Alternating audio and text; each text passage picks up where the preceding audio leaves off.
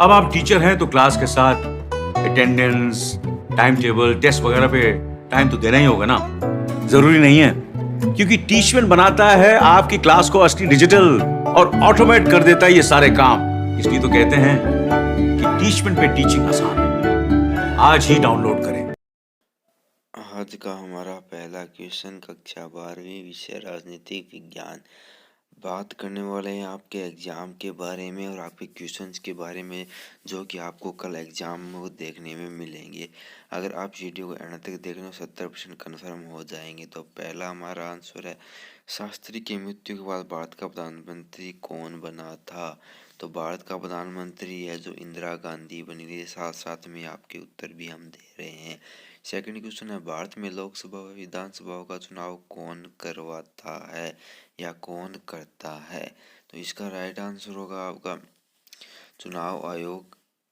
इसका right answer है कि चुनाव आयोग आपका है जो चुनाव लोकसभा विधानसभा का चुनाव यहाँ पर करवाता है। तो दोस्तों चैनल को प्लीज़ सब्सक्राइब कर लीजिए, ऐसी वीडियो आप सभी पास लेकर आते रहेंगे। अब बात करेंगे अगले क्वेश्चन की, भारत में प्रथम आम चुनाव कब हुआ था? तो भारत में प्रथम आम चुनाव 1952 में हुआ था। क्वेश्चन नंबर 4, पाकिस्तान की बुनियाद है, पाकिस्तान द्विराष्ट्र सिद्धांत बुनियाद है। प्रथम भारत यूरोपीय संघ शिखर सम्मेलन कहाँ पर हुआ था?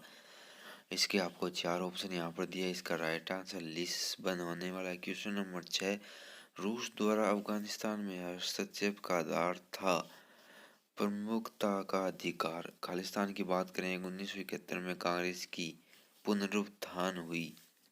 सेकंड नंबर क्वेश्चन, 1967 में इंदिरा गांधी ने रुपए का अवमूल्य किया था। अब बात करेंगे अगले क्वेश्चन की कि अगला क्वेश्चन आपका क्या होने वाला है। तो आप इन दोनों क्वेश्चन को लिख सकते हैं, पहले में पुनरुत्थान, दूसरा में अवमूल्य होने वाला है। अगर आप लिखने में कंफर्टेबल नहीं है तो आप स्क्रीनशॉट भी ले सकते हैं। मोरारजी देसाई के बाद खालिस्तान प्रधानमंत्री बने चौचौरण सिंह। बर्लिन की दीवार खालिस्तान को तोड़ दिया गया था। बर्लिन की दीवार 9 नवंबर 1989 को तोड़ दी गई थी। बात करेंगे अगला क्वेश्चन, समाजवादी खेमे को देश का खालिस्तान कहा जाता है दूसरी दुनिया। खालिस्तान पार्टी का सोवियत राजनीति व्यवस्था पर दबदबा था कम्युनिस्ट। अब बात करेंगे एक वाक्य या एक शब्द में उत्तर लिखने वाले प्रश्नों के बारे में। राजग का पूरा नाम है राष्ट्रीय जनतांत्रिक गठबंधन। सैप्रंग का पूरा नाम है संयुक्त प्रगतिशील गठबंधन। लिख सकते हैं, स्क्रीनशॉट भी ले सकते हैं। क्वेश्चन नंबर 3, संघ लोक सेवा आयोग का मुख्यालय कहाँ पर है? संघ लोक सेवा आयोग का मुख्यालय दिल्ली में है। भारत पाक सलाल संधि कब हुई? सन 1978 ईस्वी में हुई।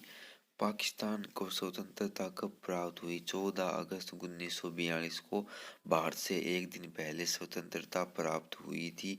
भारत से एक दिन पहले आज़ाद हुआ था पाकिस्तान। अब बात करेंगे अगले क्वेश्चन की, भारत में दूसरा परमाणु परीक्षण कब किया गया था? तो भारत में दूसरा परमाणु परीक्षण 1998 में किया गया था। अब बात करेंगे सत्य और असत्य की। इंदिरा गांधी एक बार ही प्रधानमंत्री बनी तो यह बात बिल्कुल असत्य है। क्वेश्चन नंबर 2, प्रशासन में नौकरशाही की भूमिका महत्वपूर्ण है, तो यह बिल्कुल राइट है। प्रशासन में नौकरशाही की भूमिका महत्वपूर्ण होती है, यह सत्य बिल्कुल सत्य है। बात करेंगे अगले क्वेश्चन की, तो अगला क्वेश्चन हमारा क्या होने वाला है? अगला क्वेश्चन है हमारा, मालदीव में संसदीय शासन प्रणाली है, सत्य। क्वेश्चन नंबर 4, वैश्वीकरण के मुख्य सोपान उदारीकरण और निजीकरण है, बिल्कुल असत्य। संयुक्त राष्ट्र संघ के 6 प्रमुख अंग है, बिल्कुल राइट। 5वें का आपका सत्य ऑप्शन राइट होगा। बात करेंगे आगे क्वेश्चन की, तो आपको सही मिलान करना है या राइट मिलान करना है। तो इसमें आपको क्या दिए गए हैं? इसको आपको रेल हड़ताल, समाजवादी देशों में गरीबी हटाओ, ये आपको यहाँ पर सभी दिए गई है। आपको इनका सुमेलन करना है या आपको अपने सुमेलन करके यहाँ पर दे दिया गया है। आप इन सभी का सुमेलन यहाँ पर लिख सकते हैं। यहाँ पर आप देख सकते हैं कि सभी का यहाँ पर सम्मेलन हमारे द्वारा आपको दिखाया जा रहा है। अब बात करेंगे आपके जो क्वेश्चन है, जो बड़े वाले और लघुरात्मक प्रश्न, वो क्या होने वाले हैं। समकालीन विश्व राजनीति क्या है? क्वेश्चन नंबर 4, लेनिन क्या था? अथवा में आपका शौक थेरेपी के 2 परिणाम लिखिए। क्वेश्चन नंबर 8, सोवियत संघ की दो विशेषता लिखिए अथवा बर्लिन की दीवार कब तोड़ी गई थी। क्वेश्चन नंबर 9 क्या होगा, नाटो का पूरा नाम लिखिए अथवा में स्मार्ट बम क्या है ये भी लिखिए।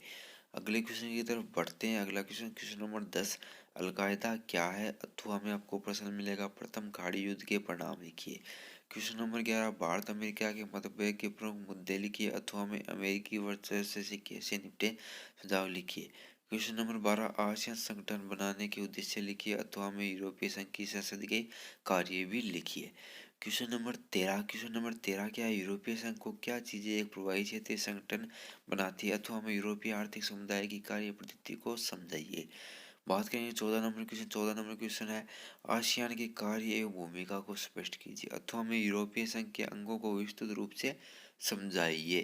क्वेश्चन नंबर 15 की तरफ चलते हैं। शिमला समझौते की शर्तों को लिखिए अथवा भारत को किन कारणों से नाभिकीय परीक्षण हेतु विवश होना पड़ा। अगला क्वेश्चन नंबर 16, सार्क का आशय तथा इसकी समस्याएं लिखिए अथवा में मिलेगा चकमा शरणार्थियों की समस्या क्या है समझाइए। क्वेश्चन नंबर अगले की तरफ बढ़ते हैं। क्वेश्चन नंबर 17, भारत और बांग्लादेश के बीच गलियारा। क्वेश्चन नंबर 18, भारत और पाकिस्तान कलह के मूलभूत कारणों का वर्णन कीजिए। क्वेश्चन नंबर 29, भारत और श्रीलंका के मध्य मतभेद के कारण लिखिए। 20, अंतर्राष्ट्रीय न्याय अधिकार का क्षेत्रफल अधिकार बताइए। 21, यूनेस्को के द्वारा संपादित कार्यों की समीक्षा कीजिए। क्वेश्चन नंबर 22, विश्व बैंक के प्रमुख कार्यों का उल्लेख कीजिए। अंतर्राष्ट्रीय मुद्रा कोष को समझिए। वैश्वीकरण की विशेषता लिखिए। आर्थिक उदारीकरण के पक्ष में तर्क दीजिए। तो दोस्तों ये 23 क्वेश्चन हमने आपको बताए हैं, इसमें से 20 क्वेश्चन आपको आपके एग्जाम में देखने को मिलेंगे।